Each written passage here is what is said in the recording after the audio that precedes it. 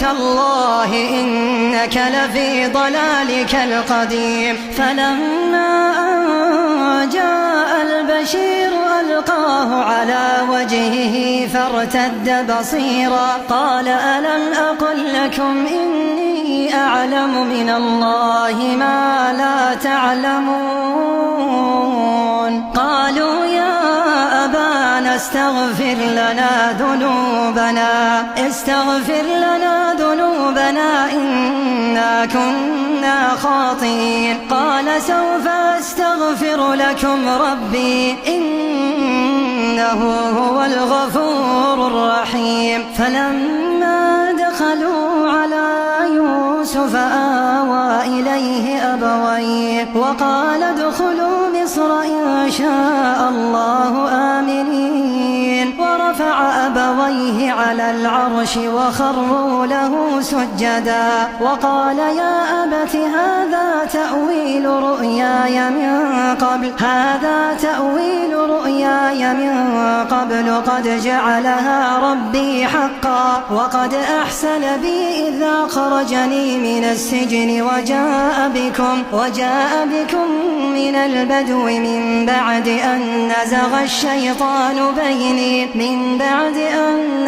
الشيطان بيني وبين إخوتي إن ربي لطيف لما يشاء إنه هو العليم الحكيم. رب قد آتيتني من الملك وعلمتني من تأويل الأحاديث فاطر السماوات والأرض أنت ولي في الدنيا والآخرة توفني مسلما وألحقني بالصالحين. ذلك من أنباء الغيب نوحيه إليك وما كنت لديهم إذ أجمعوا أمرهم وهم يمكرون. وما أكثر الناس ولو حرصت بمؤمنين وما تسألهم عليه من أجر إن هو إلا ذكر للعالمين. وكأي من آية في السماوات والأرض يمرون عليها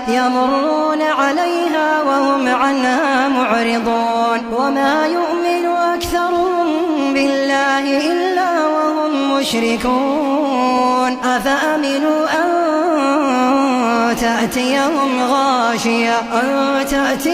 غاشية من عذاب الله أو تأتيهم الساعة بغتة وهم لا يشعرون. قل هذه سبيلي أدعو إلى الله على بصيرة أنا ومن اتبعني وسبحان الله وما أنا من المشركين. وما أرسلنا من قبلك إلا رجالا نوحي إليهم من أهل القرى أفلم يسيروا في الأرض فينظروا كيف كان عاقبة الذين من قبلهم ولدار الآخرة خير للذين اتقوا أفلا تعقلون. حتى إذا استيأس الرسل وظنوا أنهم قد كذبوا جاءهم نصرنا فنجي من نشاء ولا يرد بأسنا عن القوم المجرمين. لقد كان في قصصهم عبرة لأولي الألباب ما كان حديثا يفترى ولكن تصديق الذي بين يديه وتفصيل كل شيء وهدى ورحمة لقوم يؤمنون.